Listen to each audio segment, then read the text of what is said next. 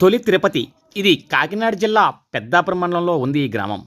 ఈ గ్రామంకి కాకినాడ నుంచి 28 కిలోమీటర్లు, సామర్లకోట రైల్వే స్టేషన్ నుంచి 12 కిలోమీటర్లు, ఇటు పిఠాపురం నుంచి ఒక 12 కిలోమీటర్లు మధ్యలో ఉంటుంది ఈ గ్రామం. రోడ్డు, రైలు అన్ని మార్గాల సదుపాయం ఈ గ్రామం చేరుకోవచ్చు.